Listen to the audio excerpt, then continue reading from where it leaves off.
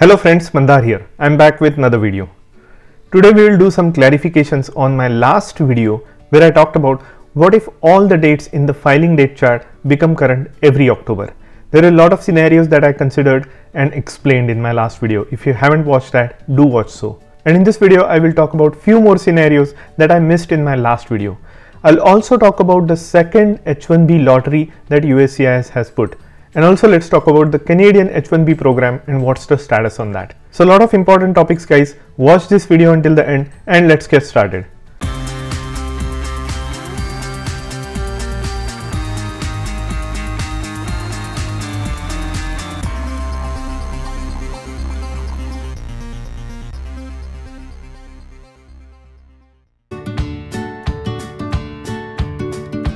If you are here for the first time, welcome. My name is Mandar and I make immigration and lifestyle related videos for US and Canada.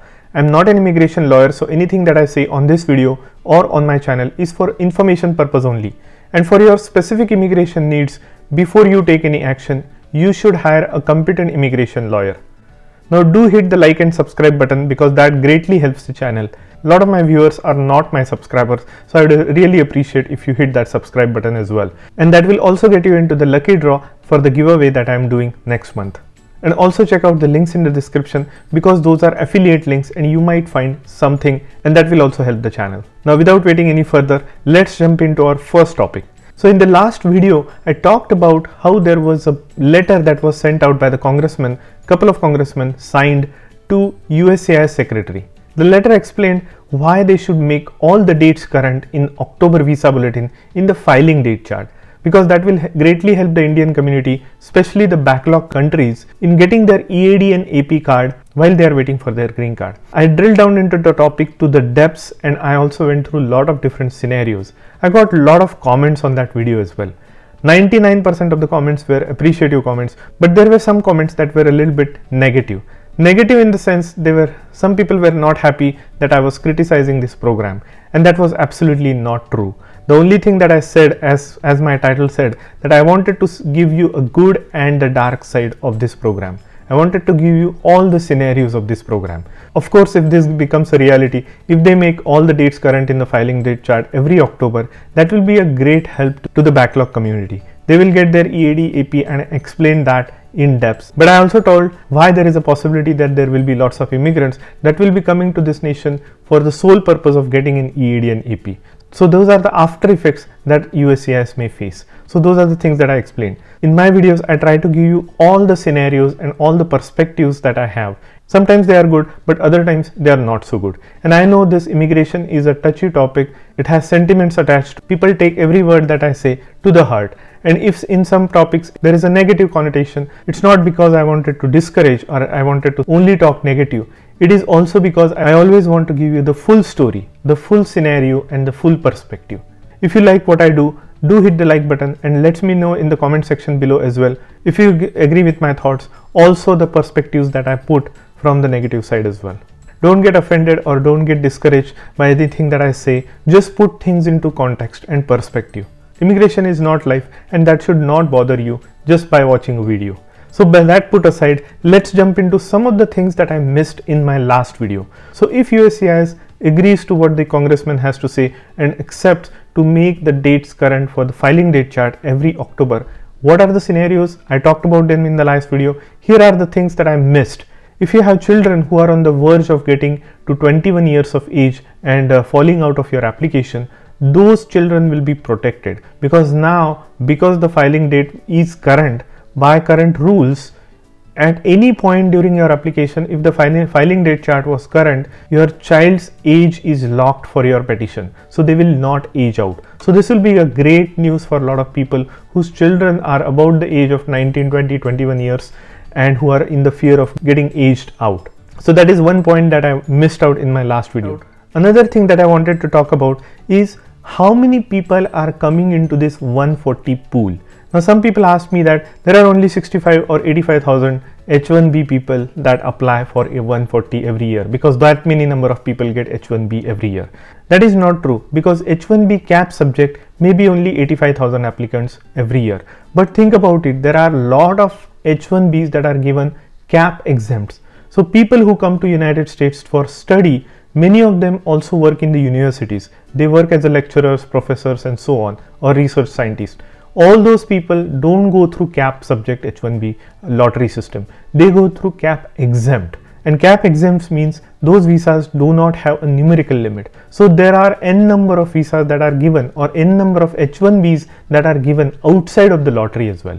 So those numbers also come into I-140. In addition to that, there are also people who come on L1 visa or O1 visa and some other visas who also qualify for I-140. Employment based green card application. So in summary, there are a lot more number of applicants coming every year applying for I-140 and being eligible for this prospective adjustment of status if all dates become current. So imagine the pool of applicants who will be in this category will exponentially grow every year. One thing that USCIS will be considering is how are they going to keep up with these EAD and AP renewals, because those are going to be coming every year after year for these hundreds of thousands of migrants. As it is, there are 700,000 applicants that are pending. All those will be in the pool of EAD and AP. Plus every year there will be another 150 to 200,000 applicants that are I-140 approved that will be coming into this pool every October. If they accept this policy, USCIS will have to figure out how they manage that volume of work in approving EADs and APs. And mind you, those EADs and APs may not have the fees associated with it. So in many situations, they may have to do this for free. I'm just telling you my thoughts, nothing negative about it. If this approves or if USCIS adopts this policy, it will be a great boon to everybody.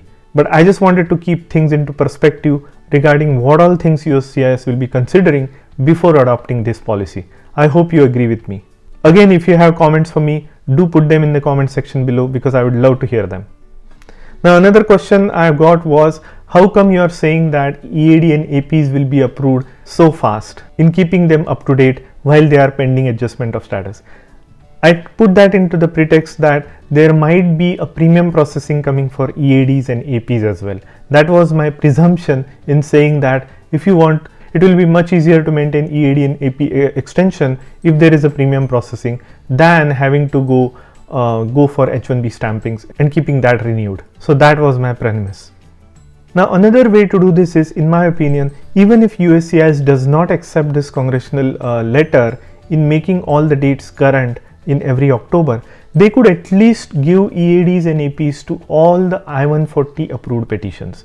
So not necessarily having people to apply for I-485, but just as they do in the family based section where I-130 approved people also are eligible for getting EAD and AP. That is currently given in the family based section. So they could easily extend that policy into the employment based section as well.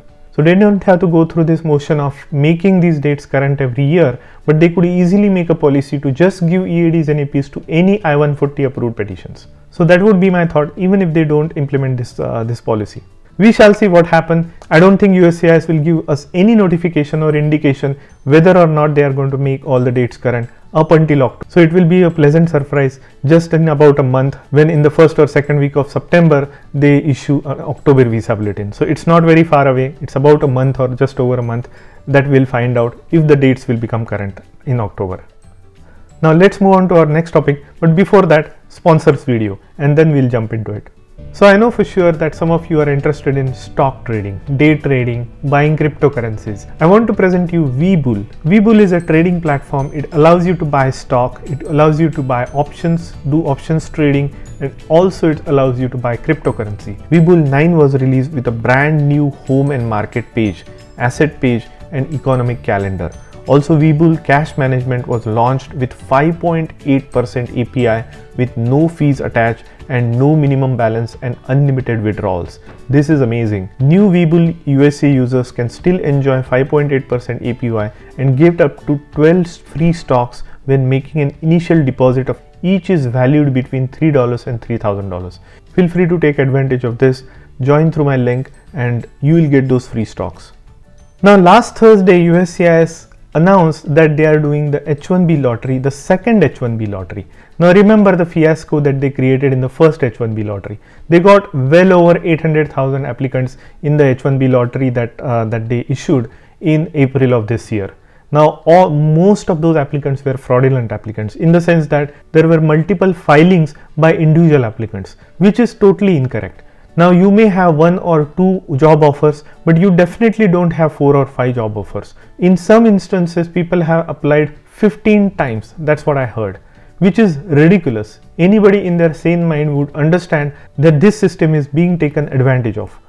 Rightfully so, USCIS rejected a lot of applicants. They also came out and said these were all fraudulent applicants. Now, USCIS is trying to pass a resolution to stop this fraud in the future, but I don't know if it will come in time for the next visa lottery. But in the meantime, they are making it clear that they are finding these employers who are filing fraudulent applicants and making them accountable. They are also going after the applicants who have filed multiple petitions, and they are reporting them to the law enforcement. So this is being taken very seriously, as I said in my last couple of videos. Now, having rejected so many applicants in the first round, they have sent the selection notices to about 77,600 applicants and they have issued them already. So if you haven't received the selection notice so far, you can assume that you haven't received it. There might as well be a third lottery, but it's not for certain. But at this point of time, we know that they have sent letters for second round for 77,600 applicants for selection. Now, this is a very high number if you think about it. It is almost as close as the entire year's quota in the second lottery, which tells us that they have rejected many of the applicants in their first round. Now, second round, they are going to call 77,600 and hope that about 20 to 30% of them will be fraudulent and they will have the enough quota to fill this year's. It also tells you that they have rejected maybe 50 or 60% of the applicants in the first round, even more than that. Now, whether or not the third lottery will come into play will depend on how many fraudulent applicants are there in the second lottery. I hope these fraudulent applicants stop some point of time, and in the next year's lottery it will be much cleaner. Now, people who were not even selected in the second lottery, who are legitimate applicants, they will still have to keep filing in the next lottery, unfortunately. If you are in the STEM, you know you have 3 years of OPT that you can avail until you get your H1B. Now, make sure whichever employer that you are working for, do apply for your PERM and I-140 while you are on OPT, STEM OPT, because you have 3 years, and if you are working for some employer full time, they might as well apply for your PERM and I-140 and get your I-140 approved. So in case you don't get through the H1B lottery in your 3 years, you at least have I-140 approved in the situation if USCIS makes all these dates current every October. Now let's talk about the Canadian work permit program for H1B candidate that was opened last month. Now, if you remember, 10,000 applications were made in just 2 days. That's how desperate situation is in the United States. Now, I believe that not more than 50% will actually go to Canada, but if you have received your work permit by now, do let me know in the comment section below. During the time of applicants, I helped many people apply through the petition. So I hope you have done at least your biometrics, and some of you may have got your work permit by now. Let me know your plans if you are in that process so that I can share that with the broader audience. Now, last thing I wanted to mention is whether or not your priority date is actually correctly reflected on your approved I-140. I got few people contacting me that their priority date on their I-140 was not reflected correctly, in the sense that it did not reflect the correct date when your labor certification was filed, which is form ETA 9089. That is the labor certification form that your company files to the Department of Labor at the time of your PERM processing, and that is the priority date that is fixed when you get your I-140 approved. Now, if you have discrepancies in those dates, I have some thoughts that I can share with you. Do reach out to me on my Calendly if you want to talk to me, or on my Patreon. And I also wanted to remind you about my giveaway that I will be doing in the middle of September. It will be the brand new Apple Watch. The rules are simple. You need to like and subscribe to this channel, like the video, and post a meaningful comment in the sections below in this video and any subsequent video leading up to the giveaway. So wish you all the best. If you like the content of this video, do hit the like button and consider subscribing to my channel, and I'll see you in the next one.